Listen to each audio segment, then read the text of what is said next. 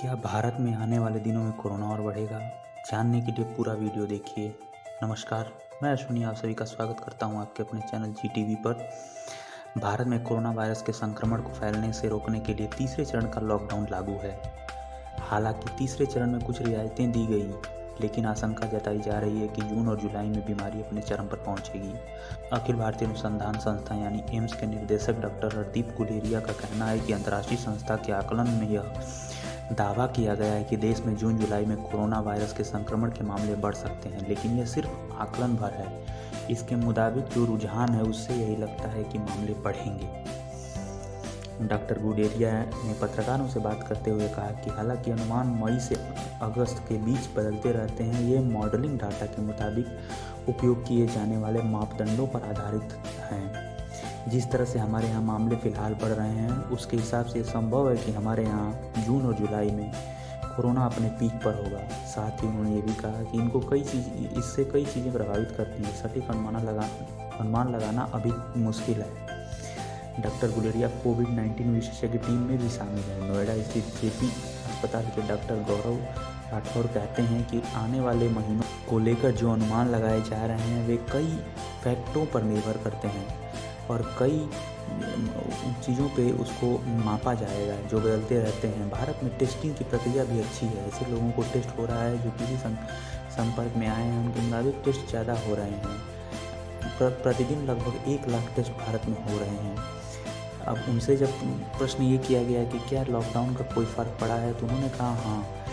Doctor Rathore के मुताबिक भारत में अमेरिका की तुलना में हालात ज़्यादा अच्छे हैं और बात यही सिर्फ इसका कारण यही है कि भारत में सरकार ने सही समय पर लॉकडाउन लगाया। वे कहते हैं कि लॉकडाउन के लागू होने से इस बात का बहुत फ़ायदा हुआ कि भारत जितनी बड़ी आबादी वाले देश कोरोना वायरस में पता चल गया और सरकार और अस्पतालों को लॉकडाउन के पहले चरण को लागू करते ही 3 हफ्ते की मोहलत तैयारी करने के लिए मिल गई। लेकिन कई मामलों में नाकामी भी दिखी है, जैसे PPE किट मामले में हमने देखा। 25 मार्च को जब लॉकडाउन का पहला चरण लागू हुआ तो भारत में कोविड-19 के 600 से ज़्यादा केस थे और सिर्फ 13 लोगों की जान गई थी। लेकिन 15 मई की बात करें तो कोरोना के केस 81,000 के पार हैं और मरने वालों की संख्या 2650 हो गई है। डॉक्टर गुलेरिया के मुताबिक नए मामलों का पता इसलिए चल रहा है क्योंकि जांच में तेजी आई है। उनके मुताबिक लॉकडाउन के कारण संक्रमण की रफ्तार को कम करने में मदद मिली है। हालांकि ग्राफ नीचे आना चाहिए था तो भी पॉजिटिव केस बढ़े हैं। उनका सुझाव है कि हॉटस्पॉट इलाके में आक्रामक तरीके से अभियान चलाया जाए जो संक्रमण को रोका जा सके। दूसरी ओर डॉक्टर राठौर कहते हैं कि इटली में लोग तो कोरोना को लेकर कितने गंभीर थे यह वहाँ के आंकड़ों को देखकर भी पता चलता है। लेकिन साथ ही उन्होंने ये भी कहा कि लॉकडाउन हमारे देश में हमेशा के लिए नहीं रह सकता। डॉक्टर राठौर कहते हैं कि लॉकडाउन के बाद हालात थोड़े गंभीर हो सकते हैं। पौष्टिक खाने की कमी, इम्यूनिटी के कारण बीमारी से लड़ने की क्षमता कमजोर हो जाती है। लॉकडाउन और बीमारी के भय दिलों और दिमाग पर गहरा असर पड़ रहा है। लोग दिल्ली स्थित सर गंगाराम अस्पताल के न्यूरोलॉजिस्ट डॉक्टर CS अग्रवाल के मुताबिक सामाजिक आइसोलेशन की वजह से दिमाग में एक तरह का भटकाव आ जाता है। लॉकडाउन की वजह से घर में रहते रहते उदासी और घबराहट की समस्या है।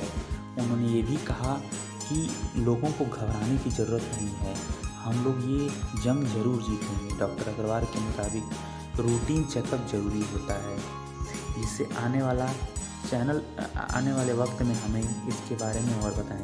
वैसे देश में तीसरे चरण का लॉकडाउन चल रहा है और 17 मई को समाप्त हो जाएगा। फिलहाल स्कूल कॉलेज पूरी तरह से बंद रहेंगे और लॉकडाउन के ख़त्म होने का इंतज़ार कर रहे लोगों को लिए बता दूं कि सरकार ने लॉकडाउन 4 की घोषणा पहले ही कर दी है और इसमें ज़रूर कुछ रियायतें दी जाएंगी। और वो रियायतें क्या दी जाएंगी ये आने वाला कल या परसों में पता चल जाएगा।